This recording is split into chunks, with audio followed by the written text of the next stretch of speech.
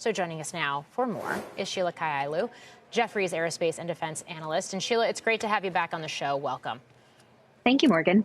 All right. Now, lots of questions about this Sure. EO, on whether it comes to pass, and if it does, what the devil will be in the details. But just based on what we do know right now, how unusual, how unprecedented would this be for the sector? I think it would. I think defense is a very hard business, let's not forget. So to put more of a penalty on these defense primes would be really tough. So we've seen bidding on contracts pretty difficult, where contractors move out of programs and they non-bid because programs make 10% operating margins, and on a cash basis, they make 5% operating margins. So it becomes very difficult for contractors to be profitable in the space. So to put even more penalties on it, I think would be difficult. And they do already reinvest quite a bit of money back into R&D. But how does that compare to, because I know you've done the math on this, how does that compare to dividends and buybacks? And would this actually have the right effect, meaning policy like this driving even more money into research and development? Yeah, so, the executive order, the potential executive order made us do some math, and it was actually pretty enlightening. When you look at R&D, only company funded, not customer funded, plus CapEx for the defense primes, over 2023 and 2024, they equated to about $40 billion. That compares to the 5 defense primes giving back in dividends and in buybacks, $50 billion. So about a $1.3 billion investment to giving back ratio. Lockheed looks the worst as it's one of the highest repurchasers in the space. But in general, these primes have very balanced capital allocation. So they're not doing, inefficient use of capital where they're giving 100% buybacks, levering up to do that. That's not the case at all. They have an equal investment to shareholder returns focus. Sheila, the aerospace and defense ETFs were, pretty hot heading into about August and up a bit from there, but nowhere near the growth from there. How much is the trade there influenced by how much saber rattling there is in the broader world? I think aerospace and defense is a great sector to be in. We think about aerospace commercial needs for aircraft growing 3%, aftermarket growing 8 to 10%.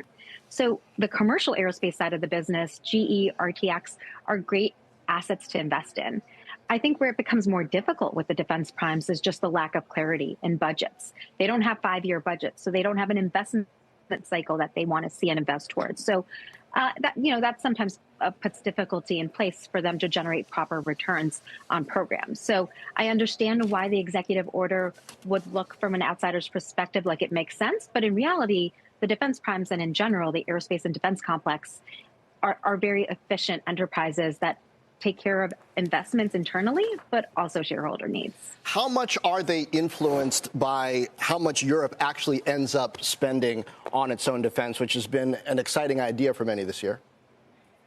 I think that's one of the upside drivers. If we think about the U.S. defense budgets, maybe they're growing 3 to 5%. Golden Dome could be a topper on top of that, but it's been a relative disappointment.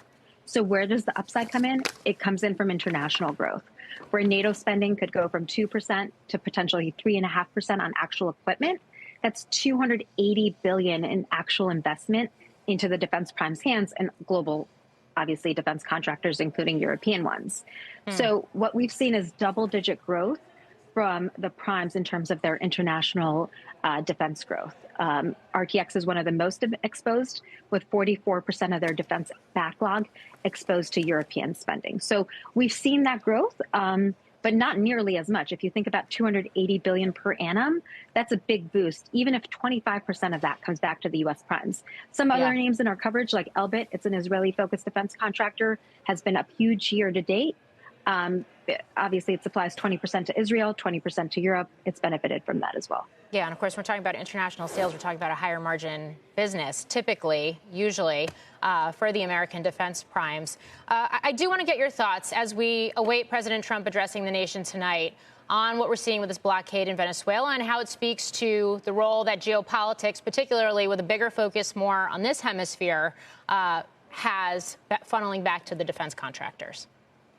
I think defense contractors need a playbook. They need defense clarity. But what we've seen with the Trump administration, which has been really great is they've funded smaller contractors as well as larger contractors. They've worked hand in hand with them. That's why we've seen a number of defense tech IPOs come into the space.